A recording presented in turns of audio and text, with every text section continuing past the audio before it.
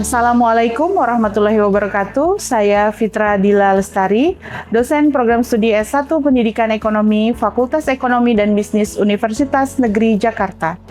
Dalam video ini, saya akan mempresentasikan mata kuliah yang saya ampu, yaitu mata kuliah Kewirausahaan Digital. Video ini bertujuan sebagai bagian dari unjuk kerja Tridharma Perguruan Tinggi bidang pengajaran. Video ini akan dibagi menjadi dua bagian. Yang pertama yaitu penjelasan komprehensif tentang mata kuliah, dan yang kedua yaitu adalah simulasi pembelajaran di kelas secara langsung. Kewirausahaan digital adalah mata kuliah yang memiliki bobot 3 SKS dan ada pada semester genap. Jumlah pertemuan pada mata kuliah kewirausahaan digital ini terdapat 16 pertemuan, di mana 14 pertemuan langsung secara pembelajaran di kelas dan 1 UTS dan kemudian 1 lagi UAS. Mata kuliah ini membekali mahasiswa dengan pengetahuan, keterampilan, dan juga sikap untuk merintis bisnis berbasis digital yang berkelanjutan secara holistik, mengintegrasikan inovasi teknologi, kelestarian lingkungan, dan tanggung jawab sosial menggunakan metode interaktif case-based learning dan juga project-based learning.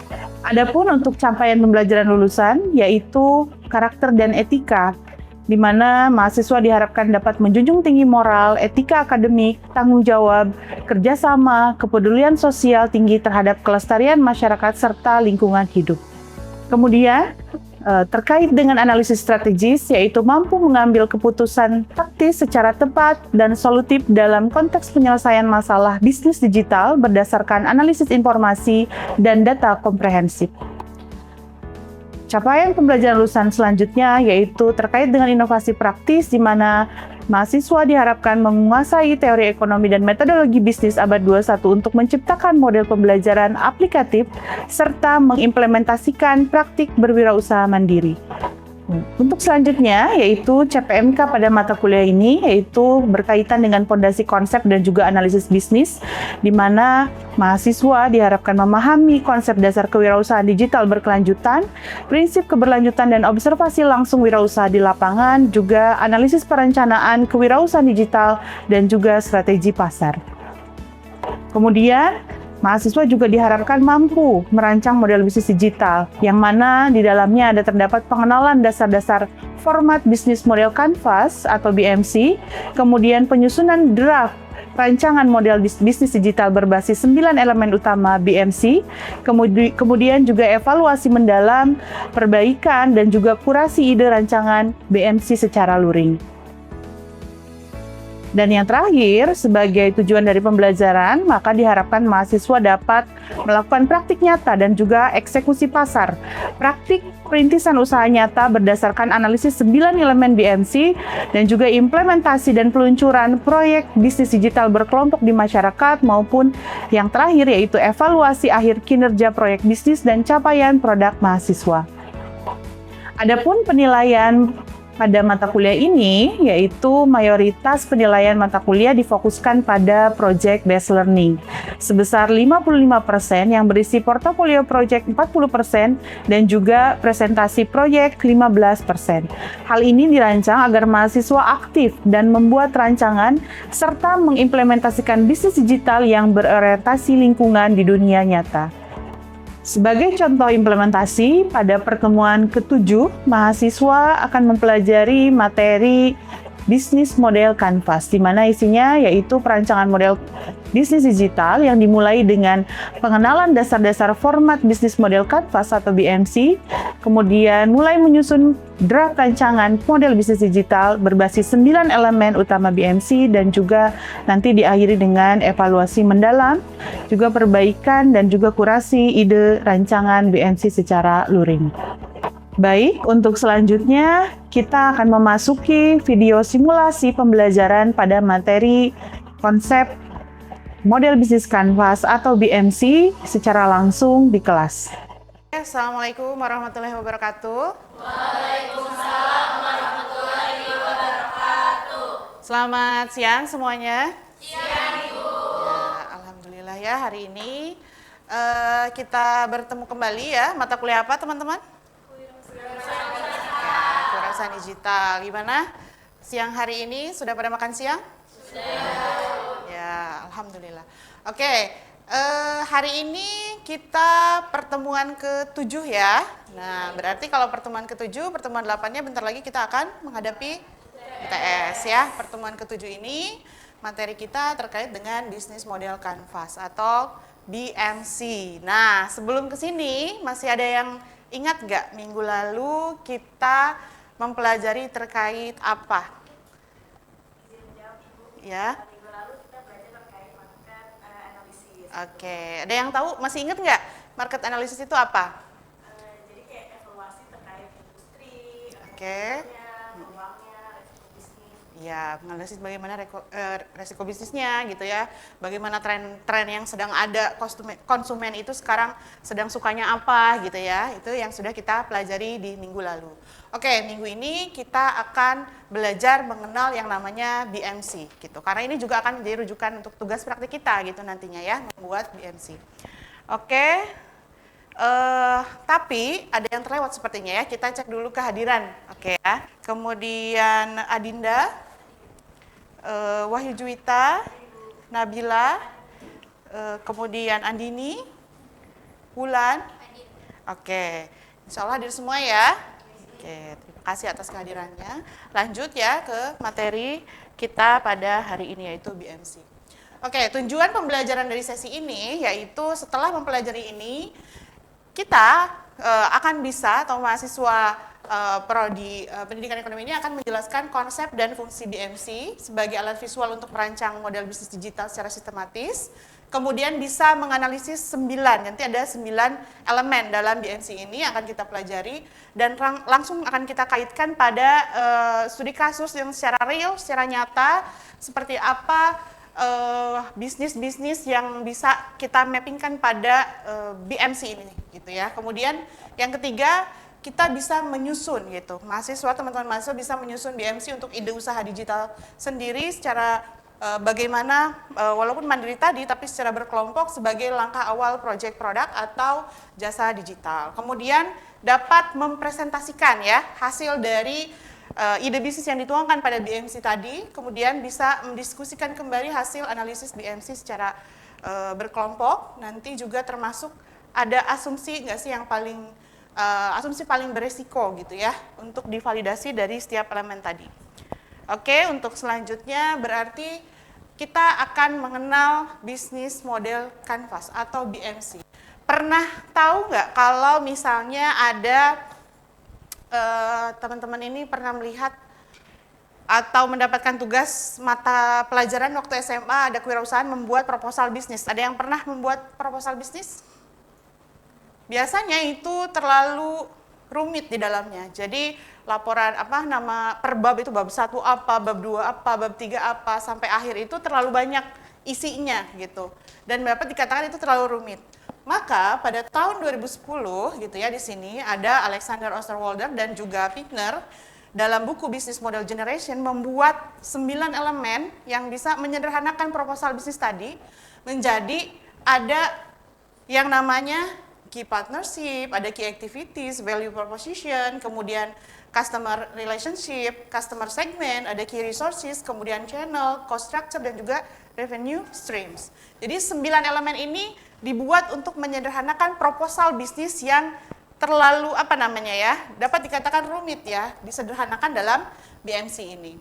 Nah, jadi nanti akan di mapping ide bisnis kalian gitu nanti per kelompok ya, nanti ada tugas praktiknya itu dalam 9 elemen ini atau disebut building blocks gitu ya. Kemudian jadi intinya ini adalah menggambarkan, merancang dan juga menguji model bisnis secara menyeluruh dari mulai siapa pelanggan yang akan menjadi target kita, apa nilai yang ditawarkan hingga bagaimana bisnis ini bisa menghasilkan cuan ya, menghasilkan uang gitu ya. Nah, kenapa BMC itu penting dalam membangun bisnis?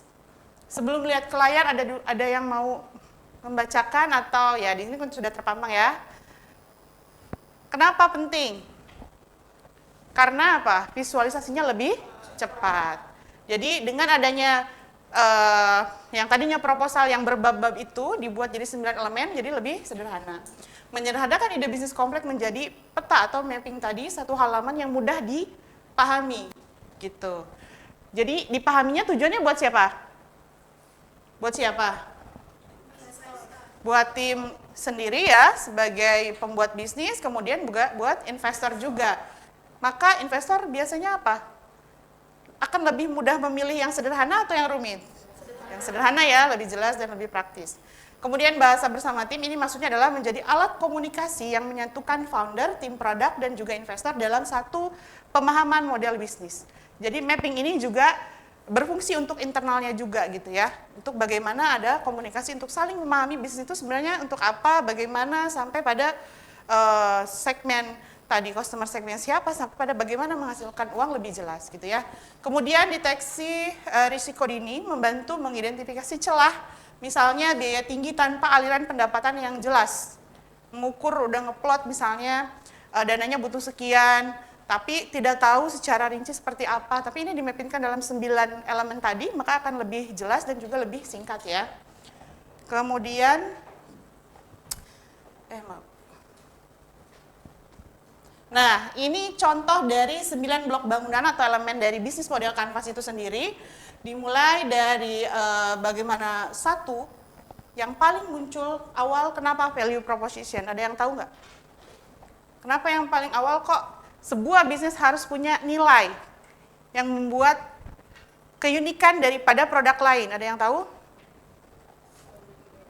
Ya, sebagai pembeda ya, supaya jadi ciri khas gitu ya, yang bisa menjadi ketertarikan, oh ini barang ini, ide bisnis ini adalah unik dari yang lain gitu ya. Nomor satu, maka ditempatkan ada proposisi nilai atau value proposition. Kemudian yang kedua ada segmen pelanggannya mau siapa.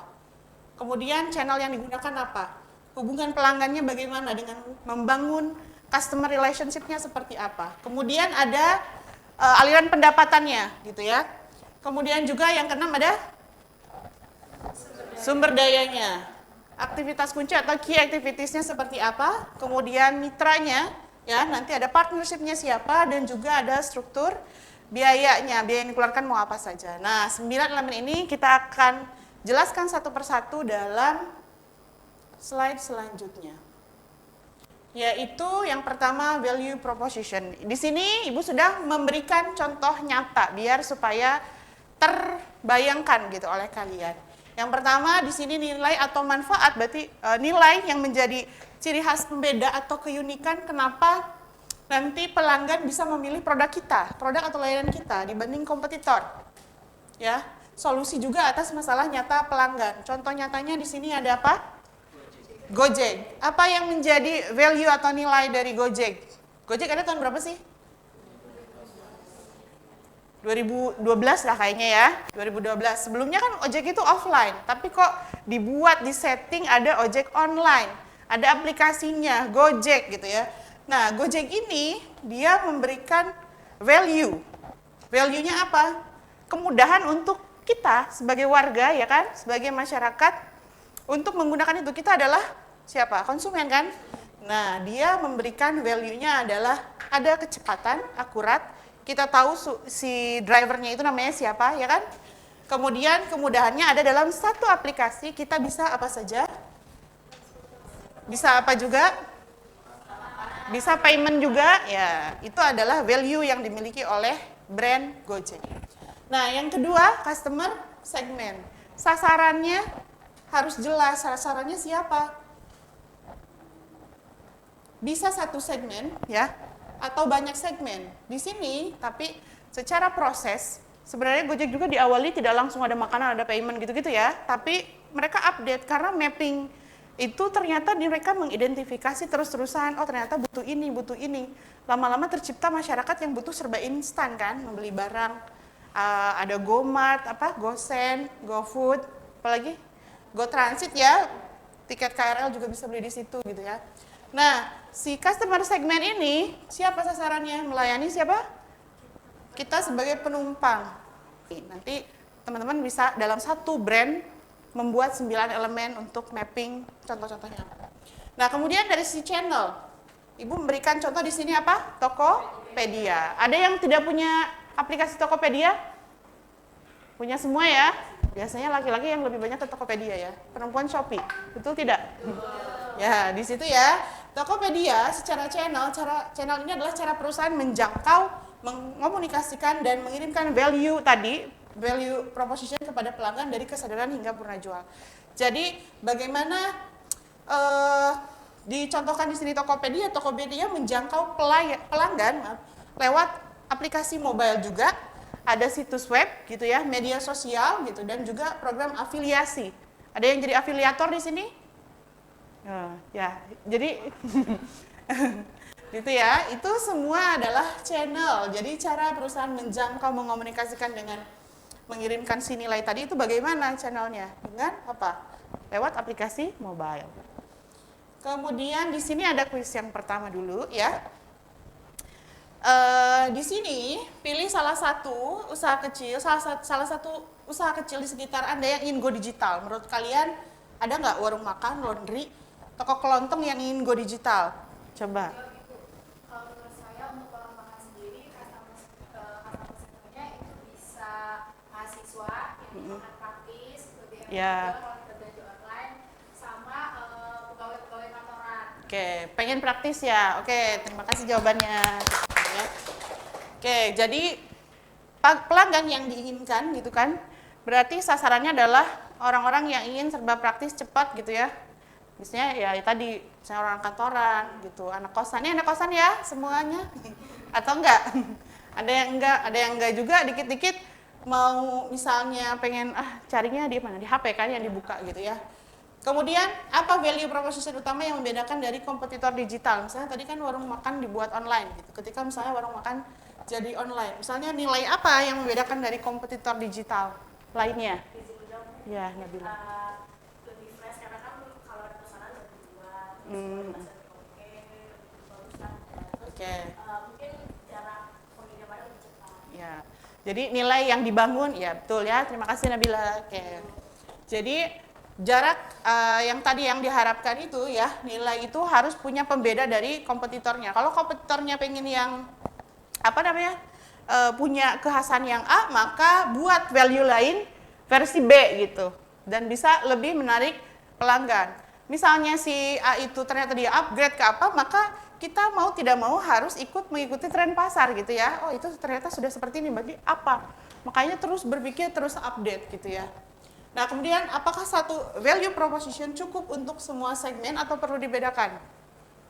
Ya silakan. Saya untuk value proposition itu sudah cukup karena kita harus menyesuaikan dengan target segmentasi pasar kita. Jadi kalau misalnya pengennya mahasiswa, mungkin kalau tadi contohnya orang makan, berarti harus yang ada paket hematnya, atau mungkin untuk karyawan ada buku praktisnya, atau mungkin untuk pelanggan tetap kita buat yang voucher atau sebagainya. Jadi perlu menyesuaikan dari segmen-segmen pasar, jadi perlu disesuaikan aja.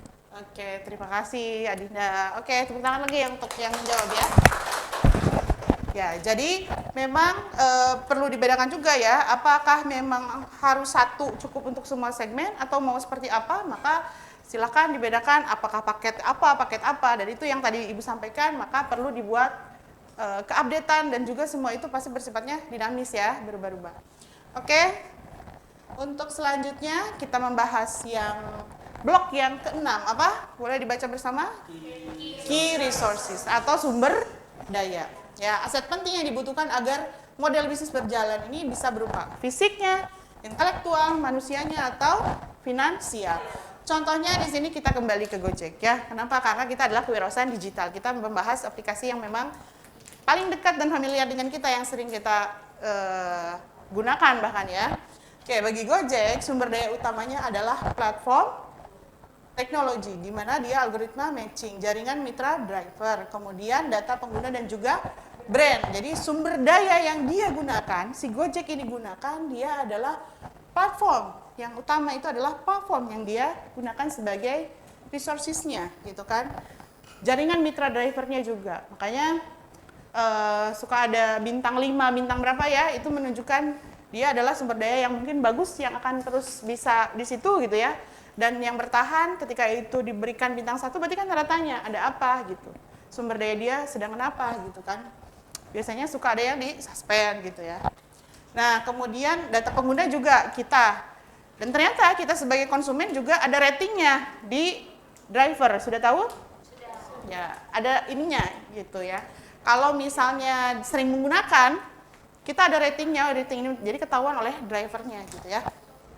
Nah, kemudian revenue stream yang kelima, blok yang kelima adalah cara bisnis menghasilkan uang dari setiap segmen pelanggan. Bisa satu model atau kombinasi beberapa model. Contohnya lagi kita balik lagi yang dekat dengan kita yaitu apa? Tokopedia. Tokopedia menggabungkan beberapa model, komisi transaksi, biaya iklan, langganan, dan juga biaya layanan pengiriman. Jadi revenue ini adalah bagaimana bisnis ini menghasilkan apa? Cuan, menghasilkan uang. Dari mana saya tidak satu doang ternyata. Tidak hanya satu saja. Mitra, jaringan pemasok dan juga mitra untuk membuat model bisnis berjalan optimal, membantu mengurangi risiko atau memperoleh sumber daya. Contoh nyatanya dilihat apa yang Ibu tampilkan? Nah, GoPay ini juga bermitra dengan bank. Juga ada penyedia payment ya. Jadi bisa bayar tidak harus untuk naik Gojek saja bayar GoPay ya, bisa apapun. Kita mau scan apa gitu kan, ada kris ya, bisa pakai GoPay. Nah, Tokopedia bermitra juga dengan jasa logistik, misalnya apa? JNE ya, udah akrab ya, sering belanja ya berarti, oke. Nah, kemudian yang ketujuh, blok ketujuh ada key activities. Jadi aktivitas terpenting yang harus dilakukan perusahaan agar model bisnisnya berfungsi, inti dari operasional harian gitu. Di sini di key activities adalah apa yang menjadi aktivitas kuncinya. Di Traveloka, ini contohnya Traveloka, pengembangan dan pemeliharaan platformnya, negosiasi harga dengan maskapai atau hotel, dan juga adanya pemasaran digital. Coba lagi scroll apa, tapi kalian lagi memikirkan kayaknya pengen healing deh, liburan. Tiba-tiba muncul iklan Traveloka, suka gitu? Ya, jadi ya itulah ya algoritma muncul dan memunculkan adanya pemasaran digital yang mereka lakukan gitu. Aktivitas mereka adalah salah satunya dengan gencar melakukan pemasaran secara digital tadi ya. Nah, secara yang terakhir yaitu adalah cost structure atau biaya. Biaya yang dikeluarkan untuk menjalankan bisnis itu seperti apa? Di mapping dicantumkan dalam blok yang ke-9 yaitu cost structure. Jadi seluruh biaya dikeluarkan untuk menjalankan bisnis, mengoperasikan aktivitas kunci, sumber daya tadi bagaimana dikelolanya, menjalin kemitraan, nah semuanya dicantumkan dalam part ini, cost structure. Oke, sekarang misalnya untuk biaya saya mau bikin startup edtech gitu ya. Maka cantumkan untuk biaya cloud and servernya berapa? Berapa persen? Pemasaran digital berapa persen? Itu bisa digambarkan dalam Excel yang kemudian dipaparkan dalam diagram ini. Jadi mudah dipahami oleh investor misalnya. Investornya misalnya kalau part mahasiswa mau orang tua, presentasi di orang tua. Ayah, ibu gitu ya, atau mama, papa, saya mau mempresentasikan ide usaha saya butuh dana sekian. Maka tolong mappingkan aja 9 blok itu, kemudian dicantumkan butuh biaya sekian. Itu bisa ya, kalau orang tuanya menerima. Oke, kemudian di sini ada diskusi yang part kedua, yaitu di sini ada revenue stream dan key partnership. Ini misal kalian ya, ada sebuah aplikasi belajar bahasa asing untuk pelajar SMA baru saja diluncurkan dan sedang mencari bisnis model yang tepat. Aplikasi belajar bahasa asing untuk SMA sedang mencari model bisnis yang tepat. Menurut kalian model revenue stream apa yang paling cocok? Premium, kenapa? Karena untuk pelajar SMA itu kalau misalnya kita menggunakan iklan sebaiknya dibatasi. Oke. Karena dapat mengganggu proses belajar juga. Oh iya, betul ya. Oke, terima kasih Wahyu ya. Oke, kemudian yang kedua. Jadi tadi untuk yang pertama berarti si pendapatan itu yang didapatkan memang membutuhkan apa? Target kita itu untuk kebutuhan yang utamanya apa? Yang sampai itu terganggu ya, betul. Kemudian key partnership-nya apa yang dibutuhkan agar aplikasi ini bisa berkembang lebih cepat? Ya. Iya, betul. Oke, ya betul. Ya, betul. Terima kasih Nabila. Oke, betul ya yang disampaikan oleh Wahyu dan juga Nabila bahwa semua misalnya kita ibaratkan apa? Seperti ruang guru ya, terus ini kan aplikasi bahasa asing. Tapi di ruang guru itu tentunya mereka juga sering datang ke sekolah ya, menjalin kerjasama, memberikan juga bahkan tes gratis dulu gitu ya. Nanti dilakukan itu sebagai bagian dari pemasaran digital juga dan juga menjalin partnership. Kemudian apa risiko dari struktur biaya yang harus diwaspadai sejak awal? Ya, silakan. Mungkin yang perlu diperhatikan seperti biaya pembangunan dan pemeliharaan aplikasi yang relatif cukup tinggi, lalu ada biaya server dan penyimpanan data yang akan meningkat seiring bertambahnya jumlah konsumen, lalu juga ada biaya pemasaran digital yang cukup besar untuk bisa memasarkan ke Ya, pengguna, betul. serta resiko pendapatan tidak menutupi biaya operasional apabila jumlah pelanggan yang premiumnya ini masih sedikit. Oke, betul ya. Jadi harus dilihat dari biaya-biaya yang memang nanti juga akan menjadi kebutuhan ya secara terus-menerus dan juga update, dan juga yang paling penting biaya operasional ya. Ini juga harus diperhatikan. Oke, terima kasih Dinda. Untuk selanjutnya di sini ada BMC dalam praktek Gojek. Di sini dari sisi value proposition kita sudah tadi bahas ya sebagian, kemudian bagaimana per part dari 9 elemen ini, di mana dia butuh cepat dan aman, kemudian sampai pada cost structure yang terakhir ini adalah server dan teknologi incentive driver, kemudian ada marketing dan juga SDM-nya seperti apa. Ini nanti bisa teman-teman pelajari. Dan kemudian dari sisi Tokopedia, ini juga jadi contoh. Tadi karena kita yang membahas adalah yang relate dengan keseharian kita, Tokped dan juga Gojek, maka di sini juga ada analisa terkait dengan Tokped dari sisi value proposition sampai pada cost structure ya. Nah, cara kesimpulan yaitu membantu ya BMC ini untuk di penyederhanaan bagaimana nanti secara visual is the business tadi, kemudian menggunakan BMC itu harus secara aktif juga direvisi sebagai umpan balik pasar, dan juga studi kasus tadi itu menunjukkan satu bisnis yang bisa menggabungkan beberapa model revenue sekaligus ya, tidak hanya satu. Oke, untuk selanjutnya karena ini pertemuan 7 ya, pertemuan minggu depan sebagai bahan tugas untuk UTS juga teman-teman ya. Minggu depan nanti tolong ketua kelasnya silakan bentuk kelompok 3-4 orang, kemudian memilih satu ide bisnis apa yang bisa Ibu sudah simpan dalam Google Drive yang Ibu kirimkan ke ketua kelas. Nanti tolong diisi template tersebut, ada 9 elemen yang harus diisi dan tuangkan ide bisnis kalian per kelompok. Nanti kemudian tandai satu blok yang menurut kelompok ini yang paling beresiko apa ya, kira-kira yang paling berisiko atau perlu divalidasi si satu blok itu berarti satu elemen ya. Kemudian setiap kelompok nanti mempresentasikan hasilnya secara singkat di depan kelas pada pertemuan selanjutnya. Oke, ada pertanyaan dulu sebelum ya. Apakah nantinya jika seseorang bisnis itu menjalankan bisnis hanya terpaku kepada UMC saja atau bisa mengikuti perkembangan waktu seperti itu? Oke, nah itu yang sudah Ibu jelaskan tadi di awal ya. Setiap BMC yang sudah ditetapkan pasti dia karena melihat tren pasar dan lain sebagainya itu butuh keupdatean dan akan terjadi perubahan lagi, dan perubahan yang tidak akan berubah adalah perubahan itu sendiri ya. Jadi terus-terusan pasti harus membutuhkan keupdatean supaya bisa berkembang gitu ya, dan juga menyaingi bagaimana kompetitor sudah berjalan maka kita harus punya keunikan yang lain dari kompetitor kita sehingga bisa tetap mempertahankan dan survive dalam dunia bisnis itu ya. Oke, terima kasih Nabila pertanyaannya. Mungkin cukup sekian. Minggu depan kita akan UTS dan juga bagaimana mempresentasikan hasil dari tugas proyek ini. Terima kasih ya. Semoga semuanya sehat selalu. Sampai bertemu di minggu depan. Terima kasih. Wassalamualaikum warahmatullahi wabarakatuh. Waalaikumsalam warahmatullahi wabarakatuh. Demikian video simulasi pembelajaran pada mata kuliah kewirausahaan digital dengan materi Bisnis Model Canvas atau BMC. Video ini menggambarkan bagaimana saya mengintegrasikan capaian pembelajaran, materi studi kasus, dan juga aktivitas kolaboratif, dan juga bagaimana teknologi digital digunakan dalam kegiatan bisnis atau perencanaan kewirausahaan, dan juga asesmen dalam proses pembelajaran untuk mendukung pencapaian kompetensi mahasiswa. Terima kasih atas perhatian Bapak Ibu. Wassalamualaikum warahmatullahi wabarakatuh.